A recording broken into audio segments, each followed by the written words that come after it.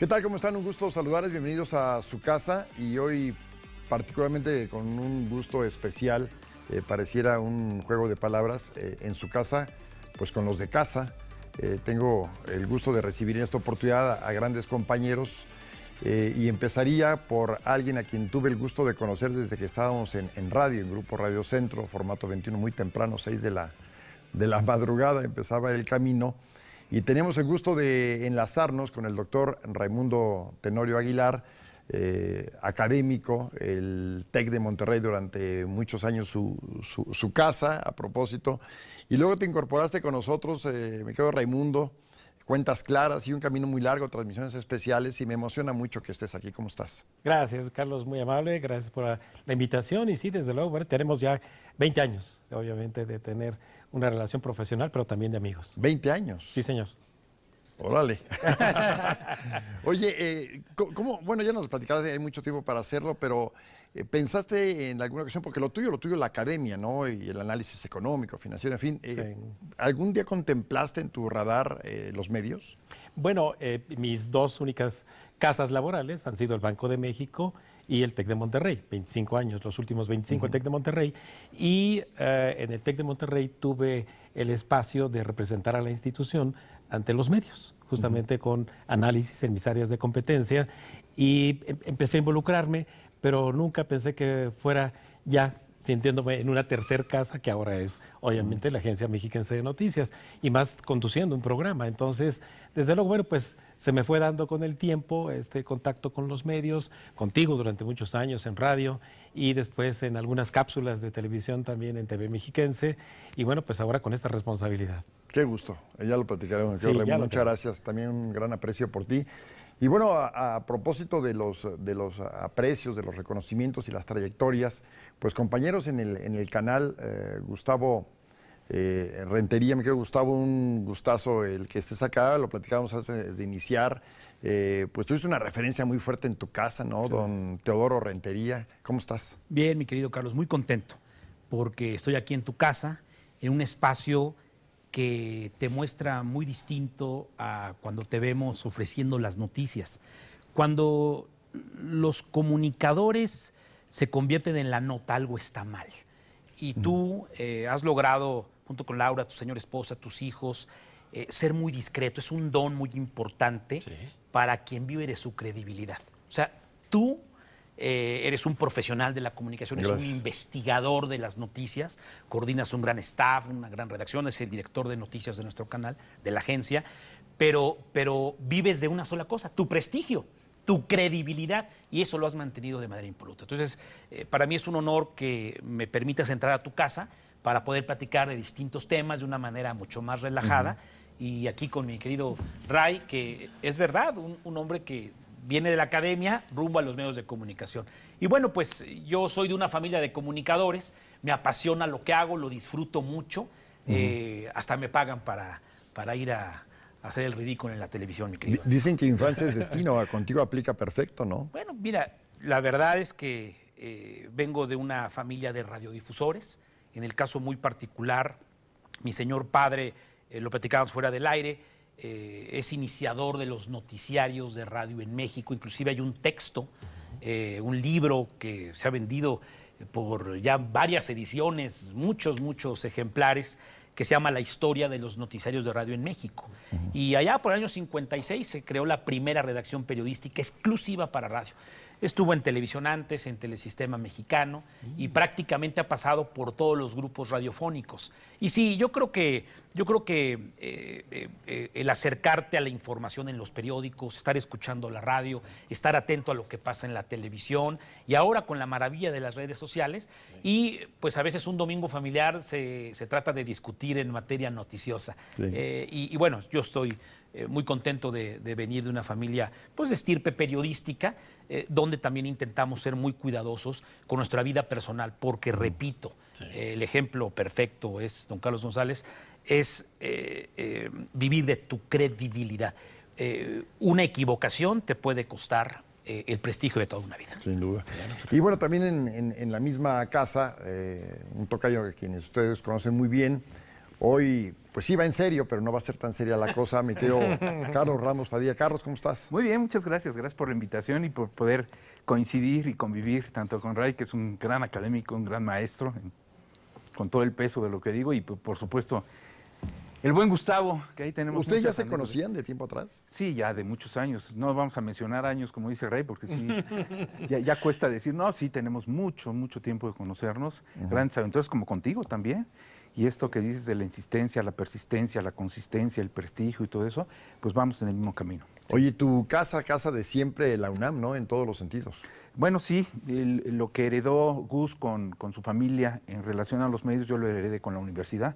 Mi papá fue un maestro universitario, fue funcionario de rectoría en la época del doctor Chávez, y pues desde niño fui mascotita de los Pumas, y estudié en la universidad, egresé de la universidad, doy clases en la universidad, entonces seguimos ahí adentro, al frente de una institución que es estandarte en América Latina, ¿no? Claro que sí. Sin duda alguna. Bueno, tú tienes la referencia muy bien, Raimundo, de lo que son las grandes instituciones académicas, ¿no? Tanto privadas como públicas, y siempre un reto el elevar el nivel, el que salgan gente preparada, no solamente en términos de excelencia, sino crear seres humanos de primera. Sí, ya lo creo, sobre todo porque no solo es el desarrollo de capacidades técnicas, científicas, también de capacidades de habilidades, sino también de formación de conocimiento, pero acompañado de valores. Valores obviamente que priven desde en los pasillos mismos de las instituciones, en las aulas, desde luego. Y si bien es cierto en voz de los padres que nos dicen, bueno, pues aquí les confiamos, ¿no?, a nuestros hijos durante 4 o 5 años, me parece que también lo que ocurre en casa pues es valioso para sumarlo nosotros en la academia a formar personas. Eso es importante, formar personas antes que formar técnicos o formar técnicas, formar personas, y en donde prevalezca esa formación de valores. Y por eso tiene uno que ser, justamente como lo mencionaba Gustavo, congruente, con credibilidad, y sobre todo porque eres un role model, es decir, eres un modelo a seguir, sea en el aula o sea bien en algún cargo administrativo en la academia. Entonces, esa congruencia además sí fomenta lazos de amistad, ¿verdad?, con los jóvenes, con las señoritas, favorece mucho justamente el que se construya esa formación de personas. Y formación de personas que hoy tiene mucho que ver justamente con honestidad, generosidad, solidaridad, etcétera. Amor incluso, tanto a su propia familia, a su propia comunidad, como también a su país. Entonces, no son frases obviamente huecas, sino es formar justamente todos esos valores a través de la academia. Además, los maestros marcan vidas, ¿no? Hacia bote pronto, Gustavo, un maestro que tengas un recuerdo sensacional de él por lo que implicó en tu vida. En tu Fíjate que formación. yo estoy formado con los maristas. Yo fui al Instituto México y después al CUM. Y recuerdo a un profesor de civismo. Tenía un texto muy particular que entiendo él había escrito y nos obligaba a aprendernos el sí de Rudyard Kipling, ¿no? Y después yo me lo aprendí de memoria, pero después de muchos años comprendí lo que decía el sí de Rudyard Kipling. Y yo creo que hay maestros como los de la primaria, por ejemplo, el primero de primaria, recuerdo a Mistere, a mi maestro de civismo, y después yo estoy formado en la Carlos Septién García. No me pongo de pie porque ando cableado y aquí voy a tirar todo el foro, pero pues quizá la institución más prestigiada de América Latina en materia de formación de periodistas. En la UNAM se daba comunicación colectiva, en la UAM, la NAHUAC, el Tecnológico de Monterrey, la Iberoamericana, pero la Septién García, una formadora de reporteros. O sea, yo recuerdo el primer día de clases, Carlos, que me pedía un profesor, ponte a redactar, a ver cómo sale, ¿no? Y no, mira, se entra por la nota, tú echaste rollo, y corto, conciso, macizo, capta al público, capta al lector, a ver, ¿cómo lo dirías en radio? Y yo desde el primer día dije, esto a mí me fascina. No lo hago tan bien como el señor, pero me encanta. Y además inquisitivos, ¿no? Sí. Porque, por ejemplo, no se trata de poner en la balanza qué es mejor o peor, pero por ejemplo, yo también estudié ciencia política en la UNAM y yo recuerdo el famoso tronco común, ahí te da una cultura bárbara. Si te gusta la lectura y adquieres una cultura vasta, empiezas con los filósofos, empiezas con los romanos, y tú ya para tercer semestre eres una persona con una cultura mediana importante. Ya después la fórmula de la UNAM es que te vayas especializando. Y la Septién García era completamente distinto. Aquí te formaban para ser reportero. Quizá lo que yo no me gustaba mucho de mi escuela es que te forman para ser empleado. Y el Tecnológico de Monterrey te forman para ser empresario. Te forman para independizarte, ser un entrepreneur, un emprendedor. Pero son formas distintas. Sí. Creo que ya en la convivencia de los oficios todo se mezcla. No todo el mundo puede ser Carlos González, director de la agencia de noticias, ¿no? Oye, Carlos, ¿tú algún maestro, que seguramente hubo muchos en tu trayectoria, cuál te marcó? ¿Qué referencia tienes? Bueno, muchos. Fíjate que haciendo eco de lo que dice Gustavo, la universidad te permite conocer a maestros que no son tus maestros, pero son maestros de vida, son grandes sabios, son hombres preclaros. Y te los encuentras en el pasillo de tu facultad, te los encuentras en los jardines de la universidad, platicas con ellos, y además de manera gratuita. No voy a debatir con Gustavo porque siempre le gano. No, pero mira, yo pienso que la universidad te forma para ser empleado, pero la vida te forma para ser líder. Yo no sé la estructura académica, Ray, ahí nos podrá formar más en opinión, pero yo no sé la estructura académica de la Septién, sí conozco lo de la UNAM, pero ahí no te enseñan lo que es la vida ni la profesión. Cuando tú llegas por vez primera, en serio, a trabajar en una redacción, todo lo que aprendiste en la universidad no vale. Y yo se los he dicho a los muchachos. Cuando me preguntan, la primera pregunta que te formulan cuando llegas a una conferencia es, ¿y la censura? Es la primera. Y la segunda es, ¿y cómo le entraste? Y ese cómo le entraste es cuando te sientas por vez primera en la redacción y te dicen así no, y te rompen la redacción que hiciste. Y condénsamela, en lugar de 3 cuartillas, 1 cuartilla, y luego en lugar de 1 cuartilla, un párrafo, y luego en lugar de un párrafo, la cabeza, y ya aprendiste a hacer una cabeza, pero ahí. Y yo les digo a los muchachos, imagínense en este momento, imagínense un auditorio lleno, imagínense en este momento que les digan, el presidente de la República está en la puerta, ¿qué van a hacer? Por mucho que te hayan dado clases y disciplinas académicas, ¿qué vas a hacer? ¿Qué pregunta le vas a formular a la estatura del individuo que tienes enfrente? ¿Qué respuesta esperas? Y si no hay respuestas, que él te diga, ¿y usted qué piensa? Debes de tener el valor suficiente de decir, aquí el que sabe es usted y el que pregunta soy yo. Estás hablando del presidente de la República. ¿Cuántos lo pueden hacer? Y se quedan así de 6, ¿no? Porque esa experiencia te da la vida. Yo me acuerdo la primera vez que me pusieron de guardia ahí en Televisa y no sabía qué hacer. De veras, no sabía qué hacer. Y me dejaron toda la madrugada, yo no sé si de castigo. ¿A quién dejó entrar, a quién no dejó entrar? ¿O no era esa guardia? No, era la guardia. No era cadenero. No, el uniforme azul, ese me lo dieron después. Bueno, platícanos regresando de la pausa. A ver, me quiere ir con algo, Raimundo, así muy... No, bueno. No, ay, pues, cariño. Oye, y confianza. Somos de casa. Sí, a ver, para irnos a la pausa, Raimundo, ¿qué hace a un buen maestro y a un mal maestro? Tú con toda la experiencia. El primero es ser generoso. Tienes que ser generoso. Es decir, lo que tú acumulas de conocimiento, de experiencia, encontrar los espacios en el aula y fuera de ella para entregarlos generosamente. Y me parece que la segunda característica, no porque esté hablando de mí también, sino por lo que yo he convivido con mis compañeras y compañeros, es la empatía. Es decir, ponerte en el lugar del otro muchacho. Tenemos diferentes canales de aprendizaje, auditivos, visuales, hasta tu propio lenguaje corporal ayuda justamente a encontrar la empatía en la forma como quieren escuchar las cosas nuestros interlocutores. Así que eso me parece que es fundamental. Bueno, pues reconocimiento y agradecimiento a nuestros maestros, ¿no? Claro. Que los tuvimos y en buen número y de muy buena calidad a lo largo de los años. Sí. Hacemos una pausa aquí en su casa y regresamos con más.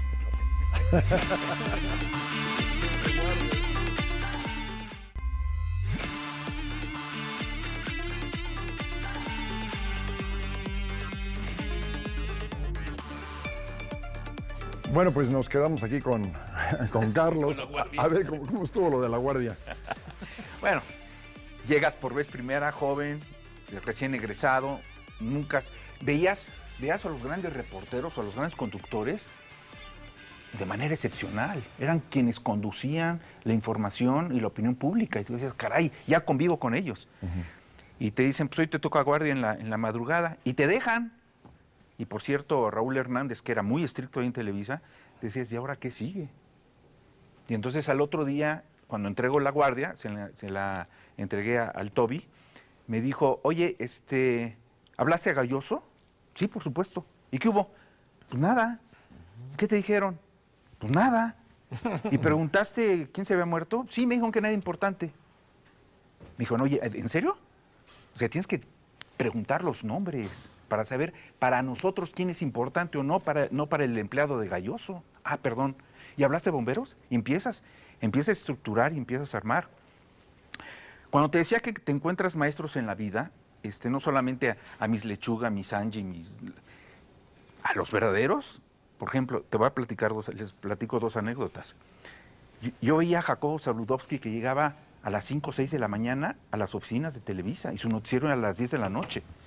Y un día subiendo las escaleras me lo encuentro solo y le digo, oiga, licenciado, ¿usted nunca descansa? ¿No toma vacaciones? Me dice, aprende, tomar vacaciones es darle lugar a otro para que demuestre que eres mejor que tú. Dije, caray. Un día me subo al elevador y se sube conmigo don Fernando Marcos. Estos dos personajes en paz descansen. Nos hablábamos de usted, pero nos queríamos mucho. Y me dice, hola Carlitos, ¿cómo le va? Le dije, muy bien, don Fernando, echándole ganas. Me pega 3 veces en el coco, me dice, ganas, le echo un albañil. Usted échele talento. Y luego me lo encuentro en mi oficina, era diabético y siempre andaba con su helado. Y me lo encuentro en la oficina y me dice, oiga Carlitos, ¿usted cuántas horas transmite al día? Le digo, 5, don Fernando. Y dice, hable lo menos que pueda. Le digo, a ver, me pagan por hablar. Y dice, no.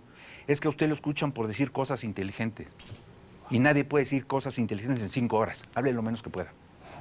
Son tus maestros de vida. Eso no te lo da la universidad. Perdón, Ray, eso no te lo da la academia. Eso te lo da encontrarte a hombres que están sembrando, que están construyendo y que tienen toda la experiencia encima.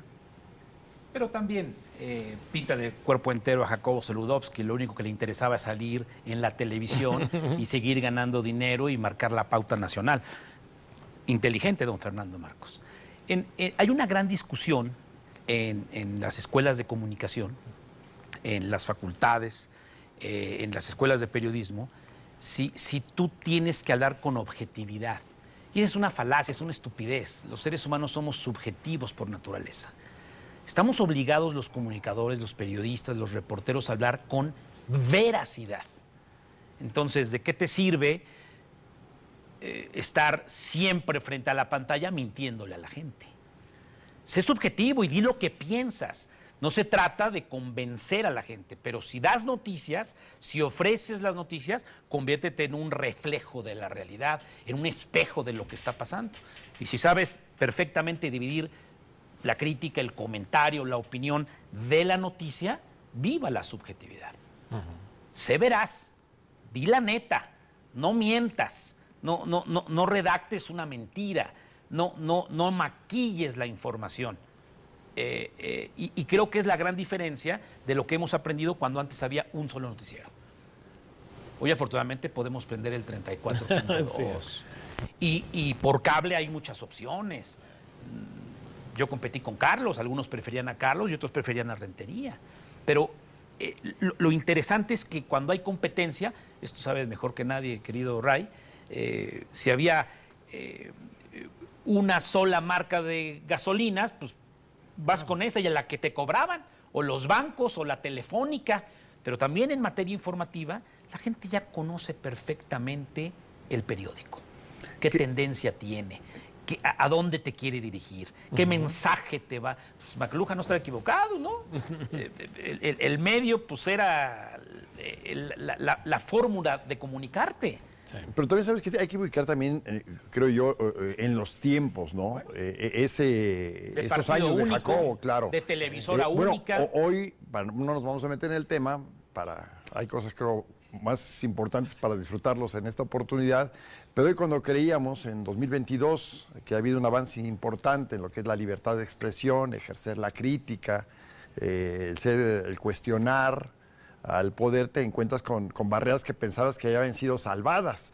Entonces también los momentos que ha vivido este país en ese sentido y en esta frecuencia en la que estamos. Nos conocemos en noviembre cumplimos 20 años con la responsabilidad que tenemos. También el ejercer el periodismo desde una entidad pública implica también sus retos. Claro. Yo a los gobernadores con los que he tenido el gusto de trabajar, los 2 últimos años de Arturo Montiel, Enrique Peña, Erubiel Ávila, ahora el gobernador Alfredo del Mazo, yo a ellos cuando ha habido oportunidad no les he dado las gracias por la libertad que nos dan para ejercer el periodismo, pero sí de reconocerles ese margen de maniobra que ahí tenemos. Entonces también la entidad pública donde estamos y donde compartimos los micrófonos los 4, pues también implica muchas cosas. Y si te asomas a otros medios... Para quien gane la elección en el 23, nos siga dando la oportunidad de poder decir lo que queramos frente a las cámaras de elección. Fíjate qué grave es la situación, que ahora desde el poder, desde una mañanera en Palacio Nacional,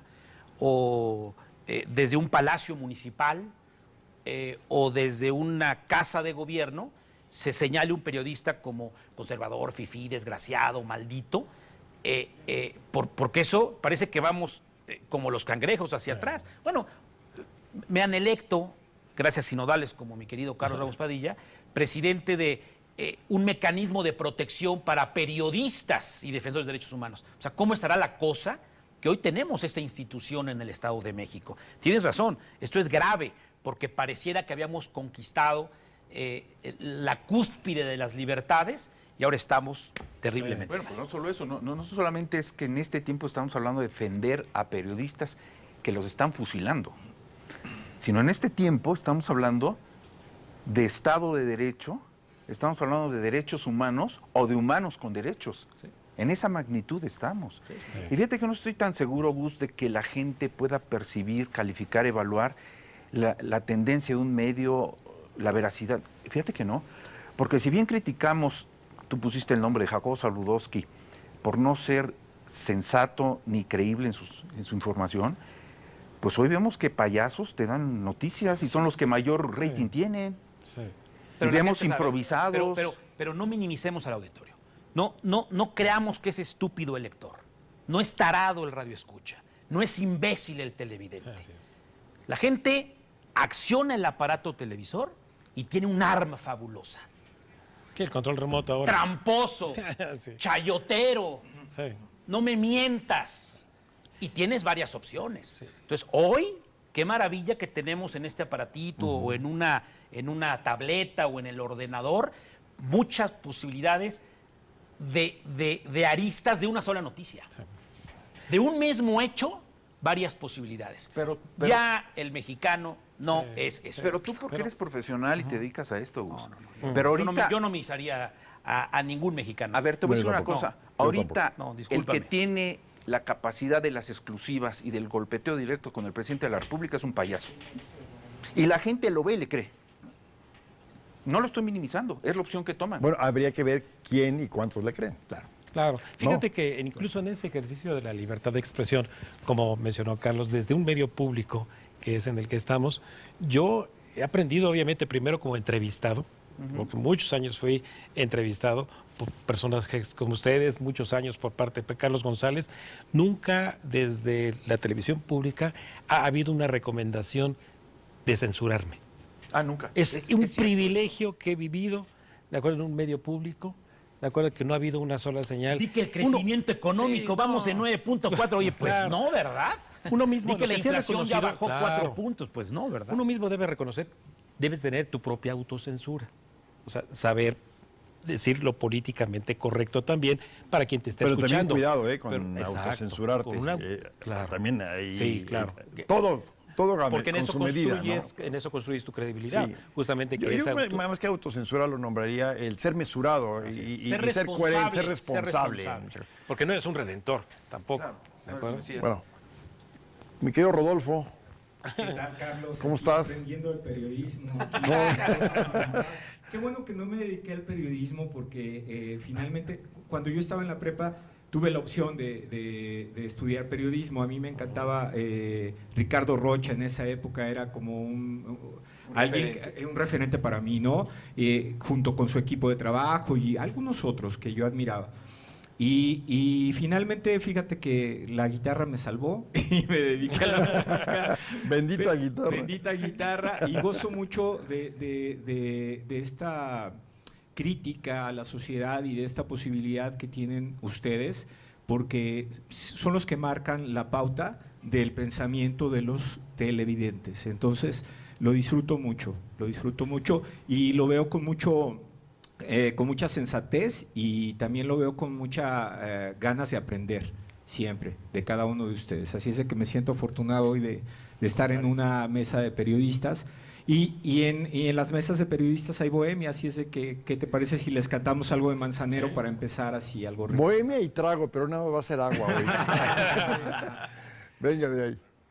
Un poquito Gracias, más, un poquito. Juan. Y Juan, aquí Juan Trinidad, que nos acompaña siempre, que me hace el favor de ser mi director musical y de estar con nosotros. Y si se saben la canción y si la quieren cantar desde su lugar, pues son bienvenidos. Micrófono para Gustavo, por favor. Micrófono para Gustavo, pero no autocensures al cantante. Bendita máquina de escribir que no me llevó a la música. Eso, adoro la calle en que nos vimos, la noche cuando nos conocimos,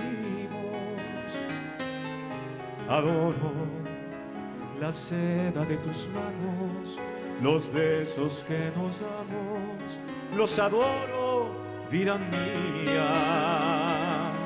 Y me muero por tenerte junto a mí, cerca, muy cerca de mí, no separarme de ti.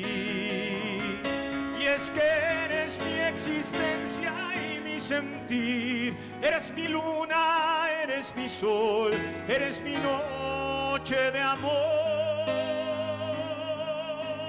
No, porque tus errores me tienen cansado, porque nuestras vidas ya todo ha acabado, porque no me has dado ni un poco de ti.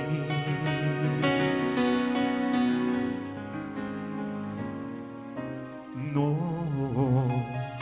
porque con tus besos no encuentro dulzura, porque tus reproches me dan amargura, porque no sentimos lo mismo de ayer. Y el coro es muy sencillo, ¿te acuerdas, Carlos? Venga. Te digo que no, porque ya no extraño como antes tu ausencia, porque ya disfruto aún sin tu presencia, ya no queda esencia del amor de ayer.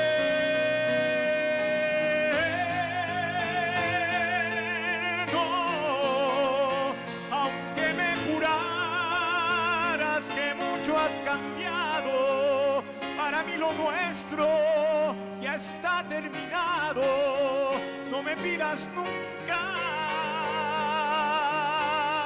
que vuelva jamás. Te digo que no, porque ya no extraño como antes tu ausencia, porque ya disfruto aún sin tu presencia, ya no queda esencia del amor de ayer. No, aunque me juraras que mucho has cambiado, para mí lo nuestro ya está terminado, no me pidas nunca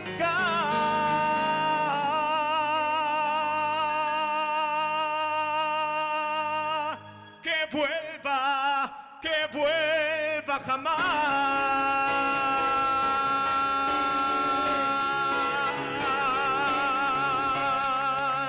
No. Bravo. Bravo. Gracias. Bravo. Maestro Manzanero. ¿Y no me creías? No. No, talentazo aquí. Gracias, Sí, Rodolfo. sí faltó una copita de vino, ¿eh? Aunque sea. Vamos a hacer una pausa y regresamos. Y Manzanero, uno de los Bien, grandes maestro. maestros. Volvemos. Bien, felicidades, ¿eh? Bravo, maestro.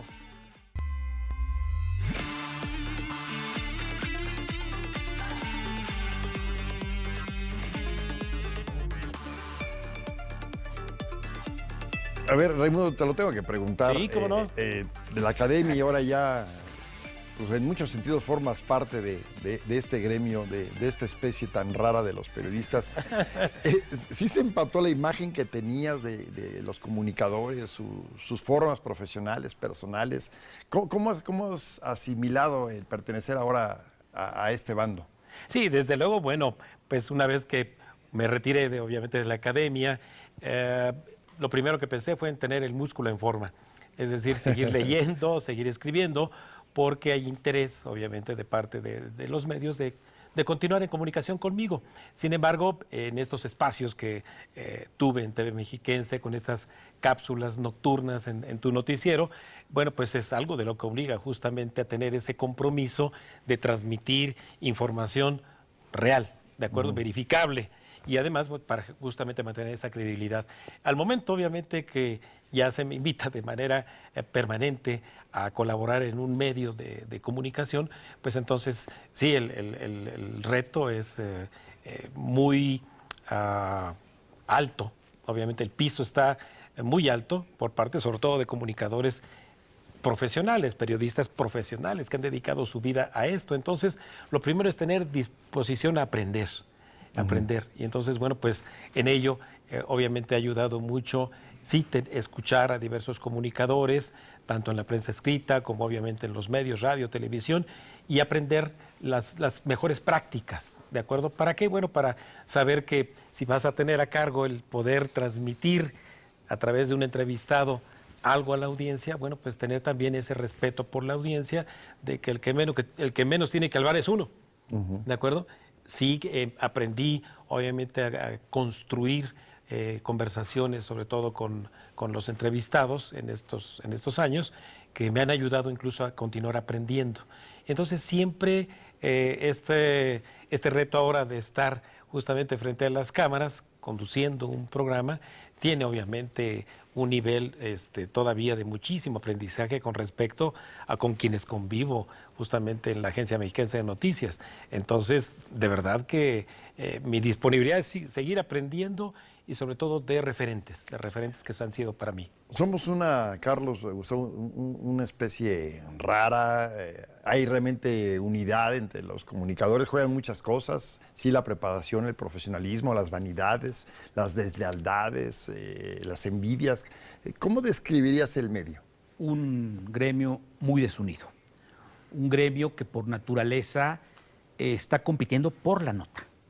El periódico quiere unas 8 columnas exclusivas que no traigan los otros medios. El telediario nocturno quiere tener ese entrevistado o esa información que no traen los demás. La naturaleza del periodista es llevar información inédita. La nota periodística lo que quiere es, de un hecho desconocido, darlo a conocer. Entonces, esa es una naturaleza que nos hace distintos a un contador, que nos hace distintos a un abogado, la exclusividad. Y somos, desgraciadamente, muy desunidos y ahora lo estamos demostrando ante una matazón terrible. Somos el país más peligroso para ejercer el periodismo, inclusive que en países que tienen guerras de intervención o guerras como la de Ucrania contra Rusia. O sea, muere más gente aquí que en Ucrania.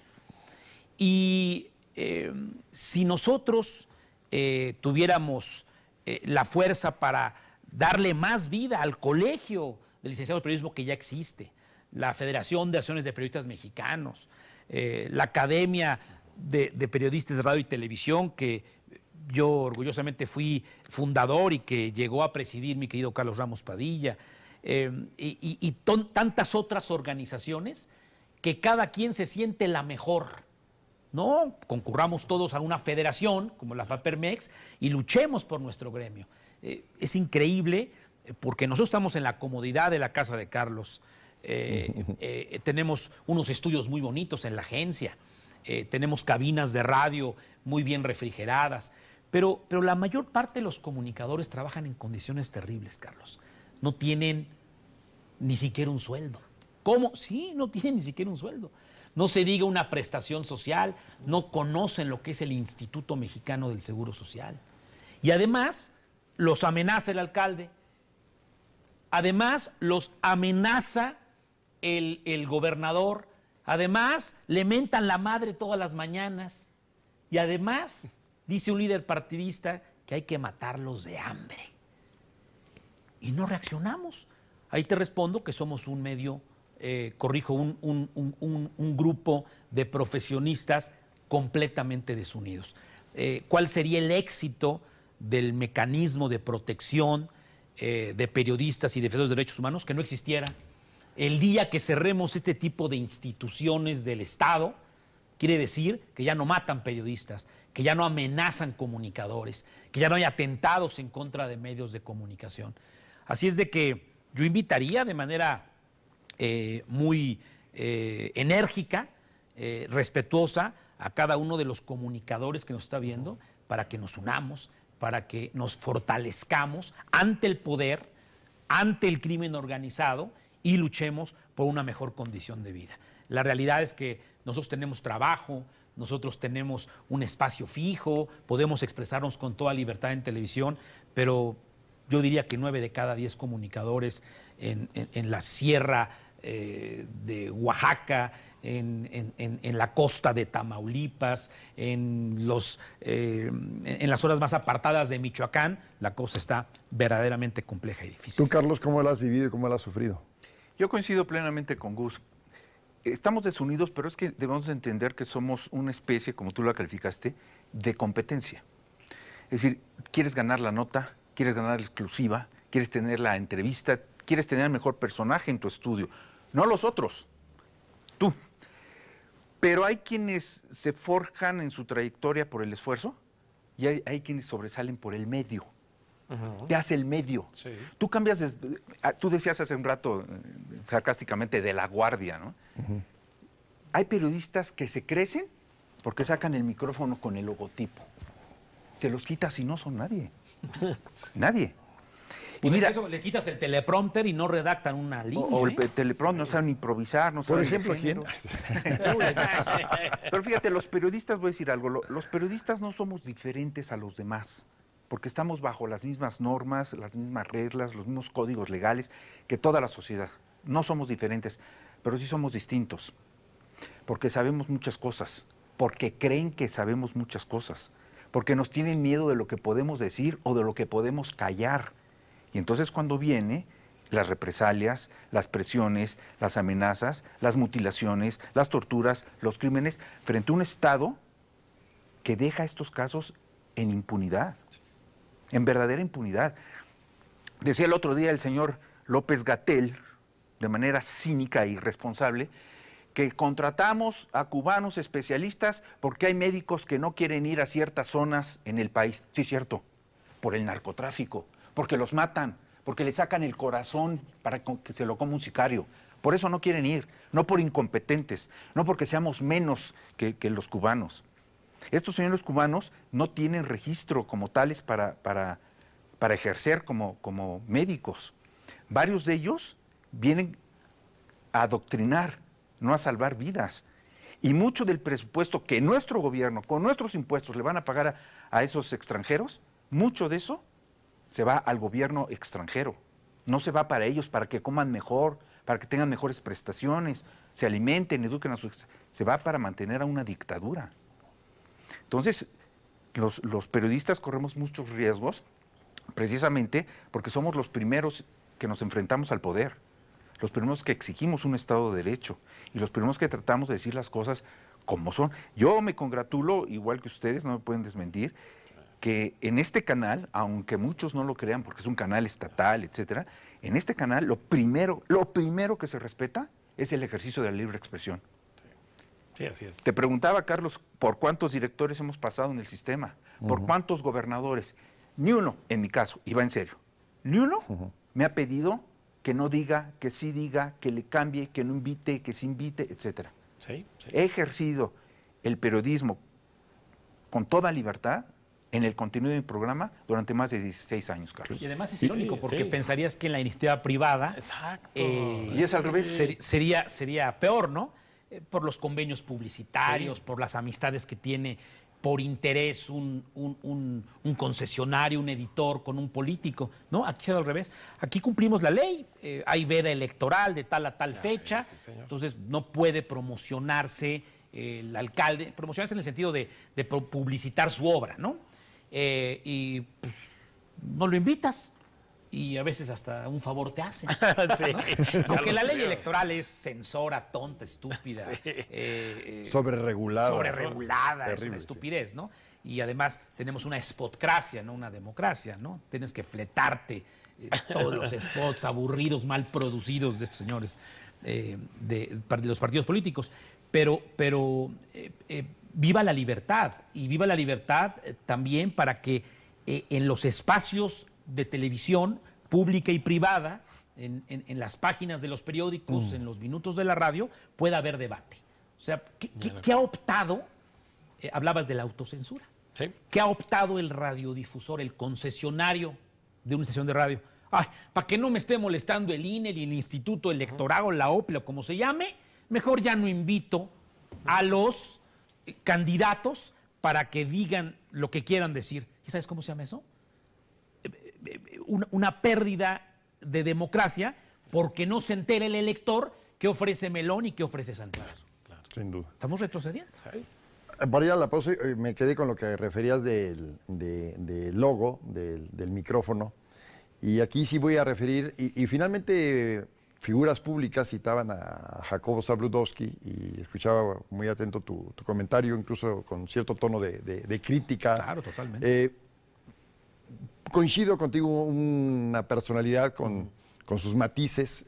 Yo, la experiencia que tuve con Jacobo, a la distancia de un enorme agradecimiento, tuve la fortuna de que me diera la primera oportunidad en ECO de un espacio ser titular, luego en Radio Centro, donde lo disfruté, y en otra etapa de su vida.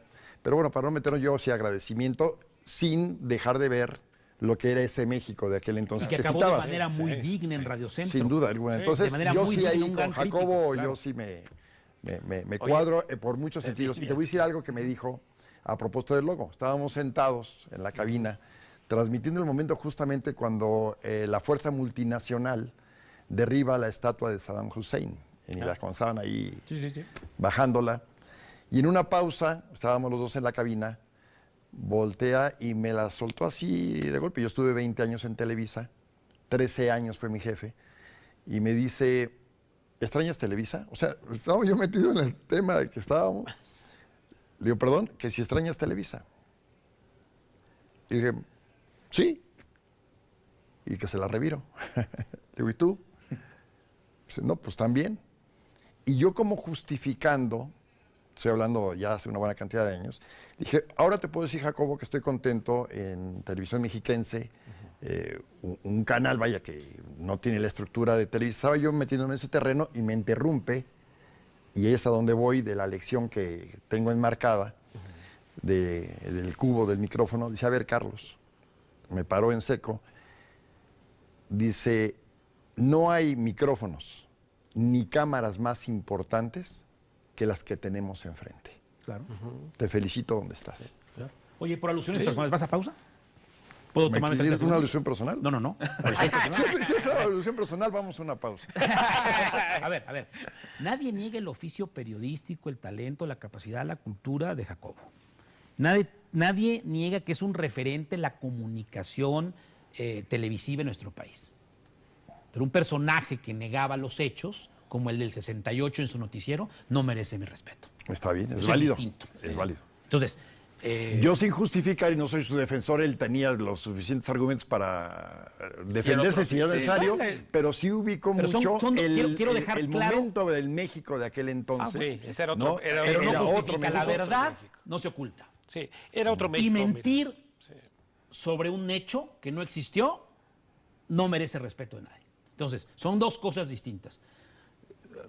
Todavía hay momentos históricos en el periodismo de la televisión donde Lolita Ayala en público dice: quien me llevó a la televisión fue Teodoro Rentería. Y caramba, esto no le gustó mucho a Jacobo, pero esas son otras historias.